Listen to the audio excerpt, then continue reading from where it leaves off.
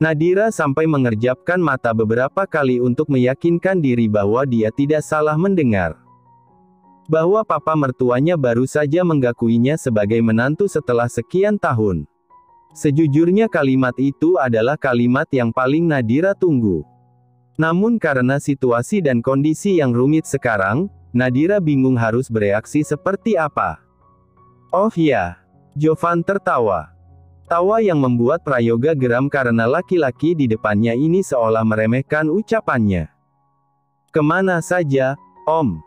Kenapa baru menggakui Nadira sekarang? Alasan apa yang tiba-tiba membuat Om berubah pikiran?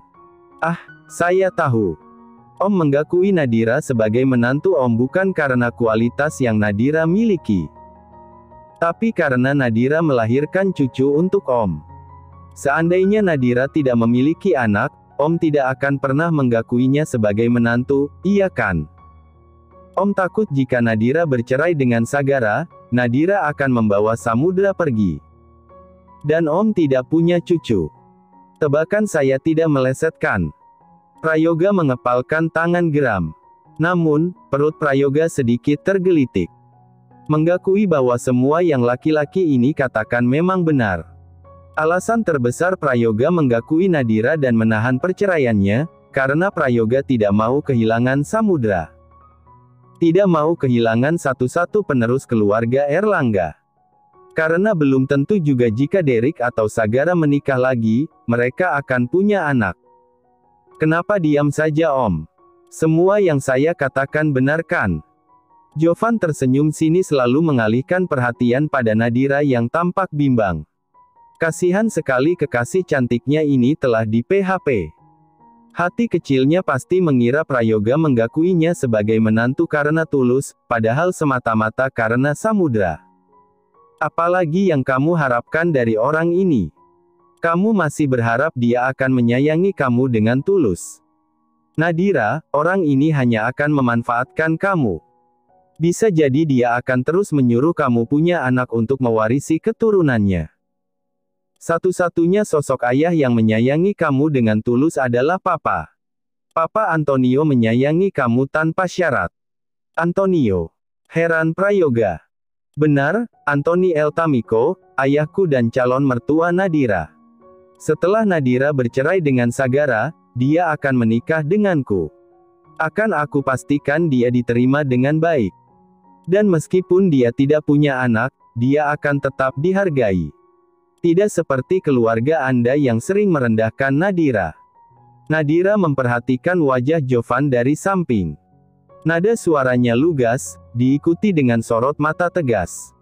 Rahang kokohnya menguat dan urat-urat lehernya menonjol. Menunjukkan bahwa Jovan sangat serius dengan ucapannya. Bahwa dia akan menerima Nadira tanpa syarat. Dan itulah hal yang paling Nadira butuhkan. Seseorang yang menyayanginya dengan tulus tanpa melihat latar belakangnya. Dan selama 6 tahun ini, Jovan menerimanya apa adanya bahkan menerima Samudra dengan baik. Tapi kenapa? Kenapa Nadira tidak bisa mencintai laki-laki sebaik ini? Kenapa hatinya terus mengharapkan Sagara, sosok laki-laki yang telah memberinya luka teramat dalam? Atau benar yang Jovan katakan bahwa Nadira terjebak dengan cinta pertamanya? Panggil Sagara. Dia tiba di sana bersama Samudra di gendongannya. Momi. Samudra mengulurkan kedua tangannya pada Nadira. Momi kemana? Aku bangun tadi, Momi nggak ada. Nadira meraih Samudra dalam gendongan. Momi mau siapin sarapan buat Samudra. Tapi aku nggak lapar Momi. Aku mau berenang. Ayo berenang, seru Samudra riang dan penuh semangat. Renangnya sama Momi, Dedi dan Uncle. Samudra menatap bergantian Sagara, Nadira, dan Jovan dengan mata benar-benar penuh harap. Ya sudah, Samudra berenang dulu sama Momi. Dedi mau bicara dulu sama kakek Yoga, Sagara mengusap rambut putranya. Oke Dedi, Samudra menatap sekilas Prayoga. Tidak mengatakan apa-apa dan menyandarkan kepalanya di pundak Momi. Nadira pun membawa Samudra pergi diikuti Jovan di belakangnya. Ini perkembangan bagus. Kamu lihat tadi, Samudra menatap Papa. Tatapan matanya lembut, tidak galak seperti biasanya. Dan lagi biasanya kalau papa pagi-pagi ke sini, Samudra pasti marah-marah. Dia bilang gini, "Ih kakek jahat ngapain, pagi-pagi udah ke sini. Kakek jahat tidak punya rumah ya?" Atau gini, "Dedi jangan dekat-dekat sama kakek jahat nanti Dedi dijahati." Tapi tadi Samudra diam saja. Dia tidak menolak papa. Ya Tuhan, jantung papa berdebar. Cucu papa sudah mulai menerima papa. Yes, yes, yes. Prayoga tersenyum lebar dan bersorak. Wajah tegangnya karena tadi berdebat dengan Jovan kini berubah ceria. Rasanya bahagia tak terkira. Senang luar biasa.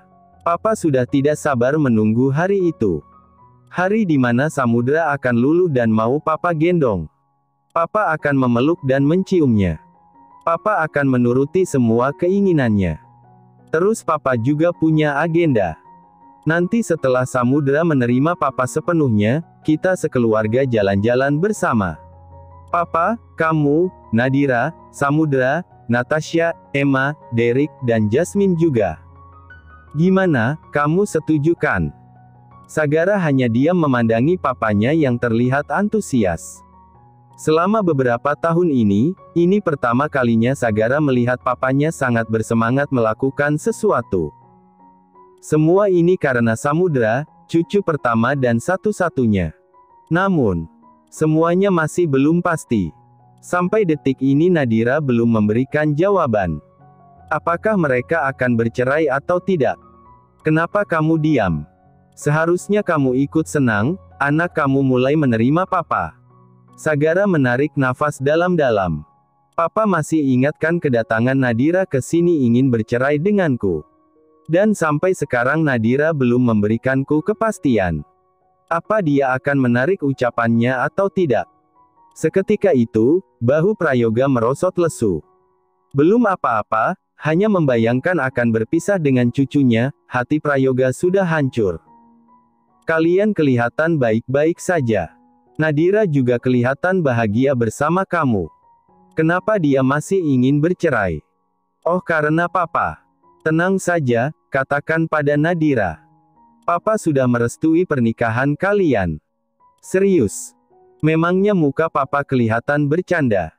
Muka papa galak 24 jam makanya Samudra takut. Gak usah meledek papa. Muka kamu juga 11-12 mirip sama papa. Berarti kamu juga galak. Enak aja, lebih gantengan aku kemana-mana, protes Sagara diikuti kekahannya. Ngomong-ngomong laki-laki tadi siapa? Aneh sekali. Tiba-tiba menggaku-gaku kekasih Nadira. Dia juga bilang Nadira akan menikah dengannya setelah kalian bercerai. Kalau tidak salah, dia menggaku sebagai putra Antonio. Iya, Pak. Namanya Jovan, dia putra pertama Pak Antonio.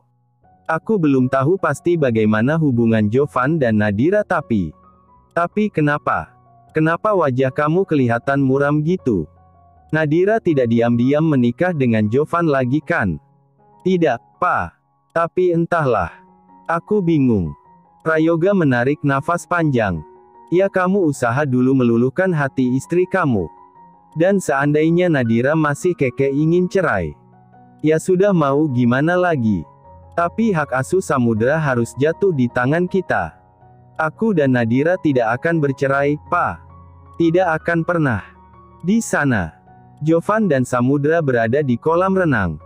Samudra memakai pelampung berbentuk donat, asyik berenang dibantu Jovan. Sementara Nadira duduk di tepi kolam renang menyemangati putranya.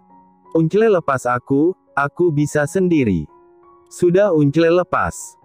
Uncle pegang donatku, tangan kecil Samudra menyingkirkan tangan Jovan yang memegang pelampung donatnya.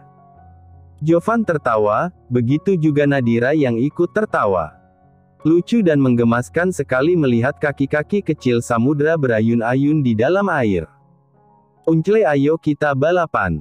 Oh sudah berani menantang Uncle, Jovan dengan jahilnya menenggelamkan Samudra ke dalam air, lalu mengangkatnya dengan cepat. Kak, Nadira melotot panik. Samudra justru tertawa. Tidak apa-apa, Putra kita anak yang hebat, Jovan mengacak rambut Samudra dengan gemes. Ayo kita balapan sekarang, seru Jovan. Ayo, aku pasti menang. Akhirnya mereka mulai berenang dan tentu saja dimenangkan oleh Jovan. Namun Samudra tidak berhenti berenang dan terus mengayunkan kaki-kaki kecilnya. Uncle curang, kaki dan tangan Uncle lebih panjang. Nadira tertawa mendengar itu. Makanya cepat tinggi. Jovan berenang menghampiri Samudra lalu membisikkan sesuatu. Entah apa yang mereka bisikan membuat Nadira curiga. Apalagi Samudra tersenyum lebar dan mengangguk-anggukkan kepala. Kalian sedang berbisik apa? Tanya Nadira. Lalu tiba-tiba dua laki-laki itu berenang ke arah Nadira dan menyimpan air dari kolam renang ke tubuhnya. Kalian. Nadira menyilangkan kedua tangan di depan wajah. Haha, Momi harus basah juga ah, Samudra dengan semangat mencipratkan air. Mereka terus bercanda, melempar tawa dan canda. Seolah hal-hal ini menjadi kebiasaan mereka saat bersama. Mereka layaknya keluarga kecil yang bahagia. Tanpa mereka sadari ada hati yang hancur melihat kebahagiaan mereka. Sagara. Laki-laki itu mematung di tempat dengan hati yang perlahan retak. Retak yang menyisakan sakit luar biasa.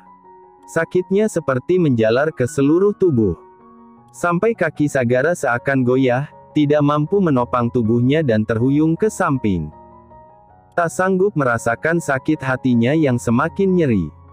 Sagara berbalik badan, pandangan matanya mengabur sebab air mata yang membayang di pelupuk mata. Tahu bagian tersakit yang Sagara rasakan sekarang? Dia tidak mampu mendekati mereka, tidak mampu melarang istri dan anaknya untuk tidak tertawa bersama laki-laki lain. Sagara hanya bisa diam karena takut mengganggu kebahagiaan mereka. Kebahagiaan mereka juga menyakiti hatinya. Mas Sagara. Lirih Nadira seperti melihat keberadaan Sagara. Momi ke dalam sebentar ya. Oke Momi. Jawab Samudra yang dibalas anggukan kepala Jovan. Nadira berdiri dan bergegas mengejar Sagara. Nadira pikir Samudra pergi bersama papanya, tapi ternyata masih di sini. Mas. Sagara mendengar suara lembut itu dan membuat hatinya semakin nyeri. Mas Gara. Menulikan telinga, Sagara terus berlari. Mempercepat langkah hingga sampai di ruang tengah. Mas tunggu. Mas mau kemana? Kenapa berlari? Setibanya di ruang tamu, Sagara melihat Sonya duduk di ruang tamu. Kak Gara, sapa Sonya. Dia datang ke sini bersama Hiro tapi Hiro masih ada di dalam mobil mengambil mainan yang kemarin dia belikan untuk Samudra. Nadira, sapa Sonya juga saat melihat Nadira berjalan dari belakang Sagara. Entah apa yang terjadi tapi wajah Sagara dan Nadira tampak tegang. Sonya bingung harus bereaksi seperti apa. Apa mereka sedang bertengkar? Mas Sagara, Mas kenapa kelihatan marah? Nadira terus memanggil. Mencoba meminta penjelasan dengan sikap suaminya yang tiba-tiba berubah ingin. Namun Sagara terus mengabaikannya. Bahkan menangkis genggaman tangannya. Sagara terlanjur sakit. Ingin marah dan mengungkapkan sakit hatinya. Namun untuk menatap wajah Nadira saja, Sagara tidak sanggup. Kak Gara. Sampai akhirnya Sagara melihat Sonya. Dan entah bagaimana, tapi emosi yang menguasai hatinya membuat Sagara menarik Sonya dalam pelukan dan menempelkan bibir mereka. Sagara mencium bibir Sonya tepat di hadapan Nadira dan Hiro. Bro.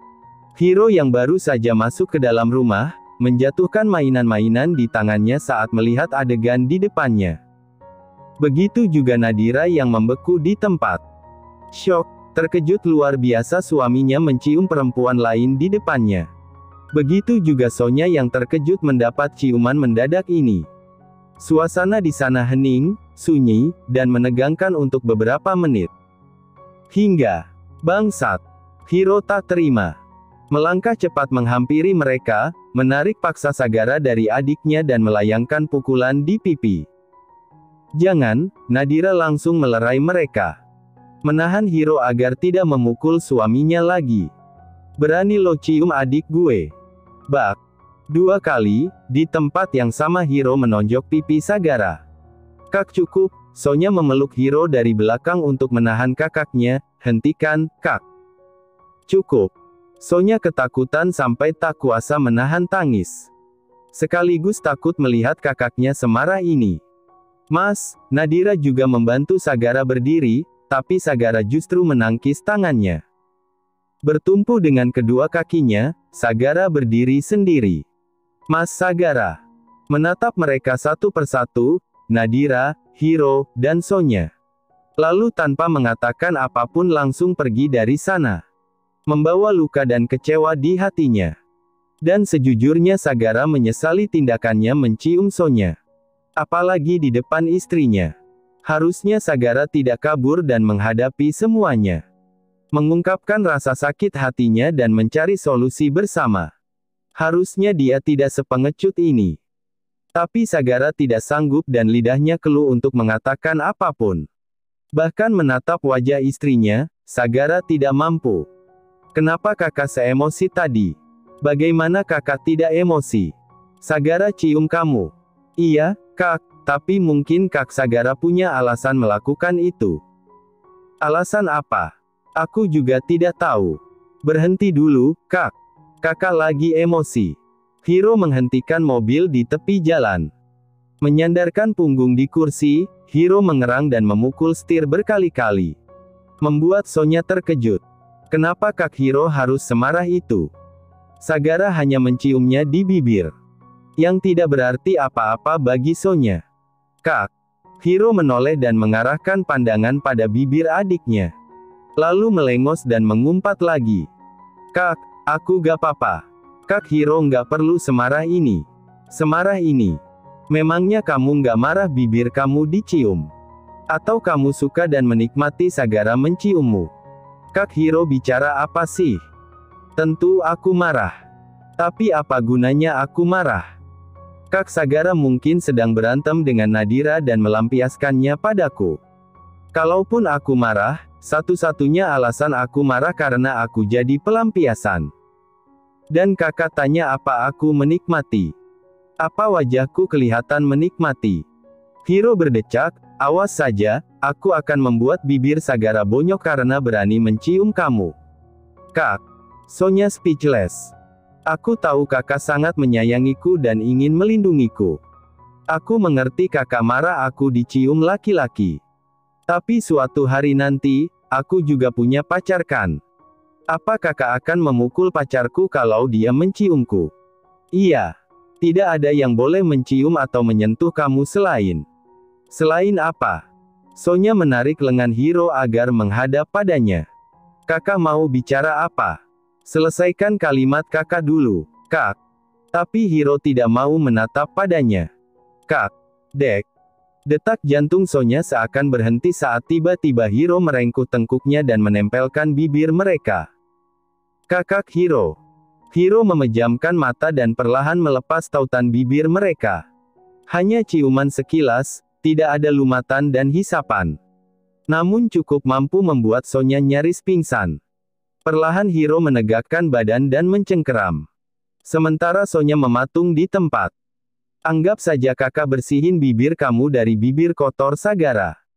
Tidak memberikan penjelasan apa-apa lagi Hiro langsung mengajukan mobil. Tak terhitung berapa kali Nadira mau nelpon dan mengirim pesan, tapi tidak ada satupun yang mendapat jawaban. Nadira gelisah dan khawatir. Sejak tadi pagi Sagara belum kembali ke rumah ini. Nadira juga sudah bertanya pada Mama Natasha dan Bu Emma tapi mereka juga tidak tahu di mana keberadaan Sagara. Samudra juga terus bertanya di mana keberadaan ayahnya. Mommy, Daddy di mana? Daddy tidak pergi ke laut kan? Tidak, sayang. Daddy cuma keluar sebentar. Ada urusan mendadak. Sebentar lagi pasti pulang. Aku mau main sama Daddy. Jovan muncul membawa susu untuk Samudra. Samudra yang duduk di samping Nadira, menoleh sekilas pada unclenya, lalu memeluk Nadira lagi. Samudra mau main apa? Sini main sama Uncle aja. Tadi kan Samudra sudah berenang sama Uncle, sekarang gantian Samudra mau main sama Daddy. Samudra mulai ketergantungan pada Sagara. Bahkan belum ada beberapa jam Sagara pergi, Samudra sudah merindukannya. Jovan marah, kenapa takdir mempertemukan Nadira pada Sagara lebih dulu? Kenapa bukan dia? Sekarang sedekat apapun hubungannya dengan Nadira, Jovan tetaplah nomor 2 di hati Samudra maupun Nadira. Kan sekarang Dedi Sagara belum pulang, jadi Samudra main dulu sama Unchle.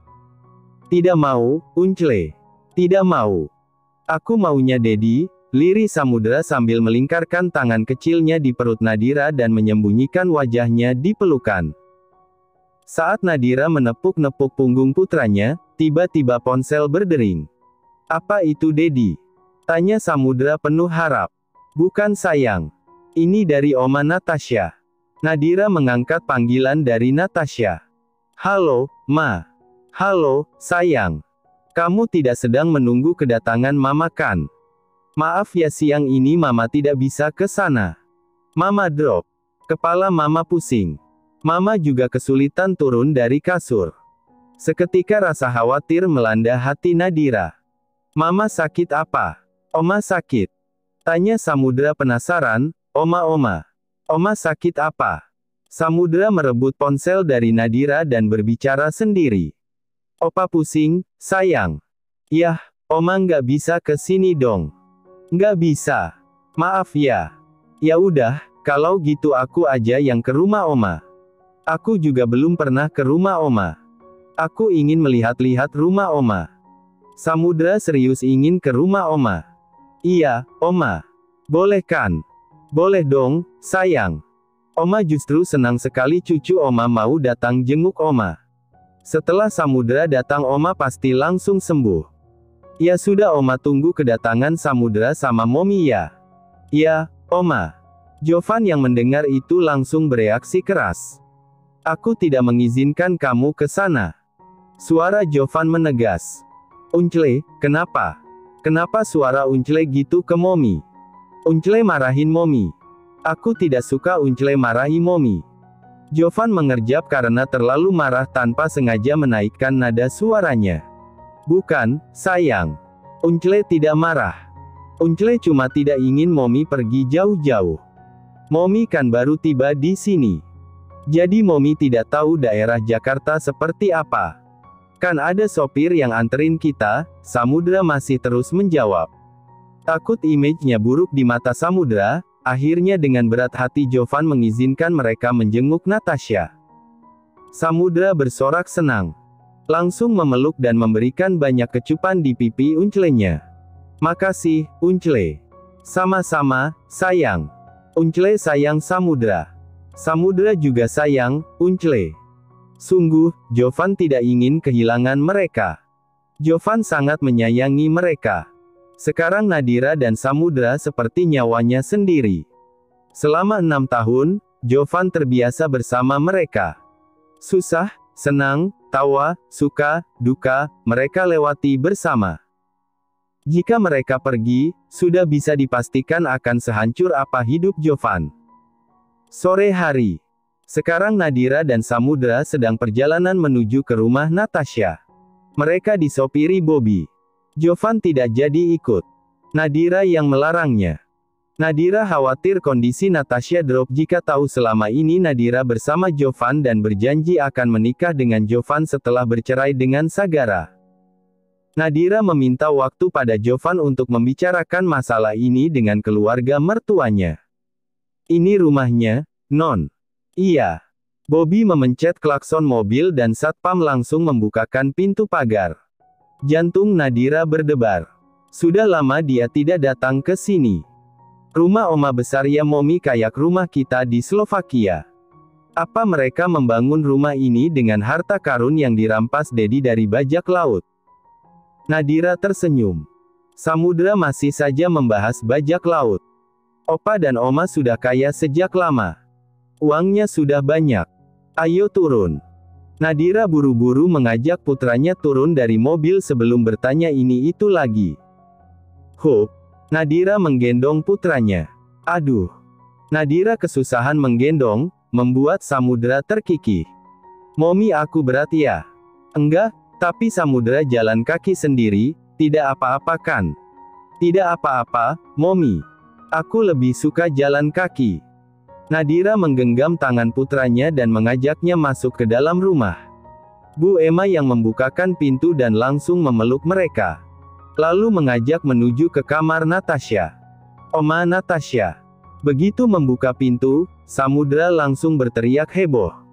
Berlari kecil hendak memeluk Natasha yang berbaring di ranjang namun. Kena kamu, Hope, Ark. Samudra memekik saat tiba-tiba kakek Prayoga menangkap tubuh kecilnya dan menggendongnya. Kakek kangen banget, Prayoga menciumi pipi cucunya. Tidak mau. Prayoga tertawa dan terus mendekap cucu kecilnya. Kesayangan Opa. Lepaskan aku. Lepaskan aku. Pa, tegur Natasha. Nanti Samudra nangis dan tambah takut sama kamu. Turunkan sini. Dia kan mau sama aku, bukan kamu. Sini-sini sayangnya Oma. Prayoga menipiskan bibir dan menurunkan Samudra di dekat Natasha. Oma. Samudra menghamburkan diri memeluk Oma. Natasha tersenyum dan mencium pipi cucunya. Saat mereka sibuk melepas rindu, Nadira pamit keluar kamar bersama Bu Emma. Mas Sagara belum pulang, Bu Emma. Belum, Non. Saat mereka bicara, pucuk dicinta ulam pun tiba, Sagara muncul dan berjalan tergesa-gesa. Seperti hendak menjenguk Natasha juga, namun ketika melihat keberadaan Nadira di sana. Mas. Sagara langsung pergi. Mas tunggu. Sagara terus berjalan menyusuri lorong lantai 1 teras rumah. Kedua tangannya terkepal kuat dan rahangnya mengeras. Mas, aku mau bicara sebentar, tunggu dulu. Akhirnya Nadira berhasil menahan tangan Sagara. Membalik tubuh tegap itu hingga kini berhadapan tepat di depannya. Kamu kenapa sih? Tanya Nadira bingung. Aku kenapa? Kamu yang kenapa? Kenapa kamu ke sini? Kenapa tidak lanjut bersenang-senang bersama pacar kamu baru itu? Pacar baru? Aku tidak punya pacar. Terus kamu menganggap Jovan apa? Selingkuhan kamu atau suami kedua kamu? Aku tidak selingkuh, aku bahkan tidak pernah mencium kak Jovan. Tapi kamu terang-terangan mencium Sonya di depanku. Tindakan yang kamu lakukan itu tidak sesuai dengan ucapan kamu. Kamu ingin kembali padaku dan memulai pernikahan kita lagi. Tapi kamu justru mencium perempuan lain. Kenapa aku tidak boleh bersenang-senang dengan perempuan lain sedangkan kamu bersenang-senang dengan laki-laki lain? Kapan aku bersenang-senang dengan laki-laki lain? Dan apa yang kamu maksud dengan bersenang-senang? Apa gara-gara tadi kamu lihat aku di kolam renang bersama Jovan dan Samudra? Kamu juga dengarkan Samudra yang meminta itu. Aku cuma menemani Samudra di sana. Sagara selangkah maju dengan sorot mata tajam. Nadira agak gentar dan tubuh menggigil kecil, sedikit takut. Tapi Nadira tidak bisa mundur. Nadira ingin mendengar penjelasan suaminya dulu. Cuma menemani. Reali, Nadira. Kamu juga tertawa sangat kencang. Kamu bahkan tidak menyadari keberadaanku di sana. Apa semenyenangkan itu bermain dengan Jovan? Kalau kamu ada di sana seharusnya kamu juga bisa melihat. Aku hanya fokus pada Samudra. Pada anak kita. Menurut kamu jika Samudra tertawa, aku harus diam dan tidak membalas tawanya. Ya, seharusnya kamu diam saja. Seharusnya kamu tidak melakukan apa-apa dengan Jovan. Memangnya aku melakukan apa? 6 tahun, Sagara mencengkeram lengan Nadira. Kedua iris gelapnya semakin tajam dan menggelap. 6 tahun kalian bersama dan seakrab itu, kamu yakin tidak melakukan apa-apa dengan Jovan? Apa maksud kamu? Lepas, sakit, Nadira merintih kecil, merasakan sakit di lengannya. Kamu tahu yang aku maksud? Aku tidak tahu. Aku tidak tahu, air mata Nadira mengalir. Seks, Nadira. Jujur, seberapa banyak kalian bercinta? Plah. Tamparan keras di pipi Sagara membuat cengkraman tangannya mengendur. Nadira melepaskan diri dan termundur. Matanya yang basah oleh air mata memancarkan kesedihan yang tak terkira. Dari sekian banyak pertanyaan, kenapa kamu menanyakan itu? Kenapa meragukanku? Aku. Suara Sagara bergetar. Tersadar dari emosinya. Aku tidak bermaksud mengatakan itu. Aku tidak tahu. Aku hanya. Kenapa kamu selalu begini? Kenapa kamu selalu mengeluarkan kata-kata yang menyakiti hatiku? Aku tidak bermaksud menyakiti kamu. Aku minta maaf. Kita bercerai. Aku memutuskan kita bercerai, Tuan. Nadira berbalik badan dan berjalan dengan goyah. Air matanya jatuh semakin banyak. Harusnya Nadira mengikuti ucapan Jovan untuk tidak datang ke sini. Harusnya dia tidak perlu merasakan sakit ini. Harusnya Nadira tidak perlu kembali ke sini. Kamu ingin bercerai? Jawab sekali lagi. Nadira tidak peduli dan terus berjalan. Geram, Sagara mengejar dan menahan tangannya. Jawab aku. Kamu masih butuh jawaban. Apa kamu tidak bisa merasakan yang aku rasakan? Nadira mencengkeram ke meja Sagara, kepalanya terdonggak dengan air mata terus mengalir. Aku tanya. Apa kamu tidak bisa merasakannya? Perasaanku. Sejak kita menikah, sejak kita bersama, apa kamu tidak bisa merasakan hatiku? Kenapa sekeras ini hatimu, Tuan? Aku sudah mencintai kamu dari awal pernikahan kita. Aku mencintai kamu sejak lama.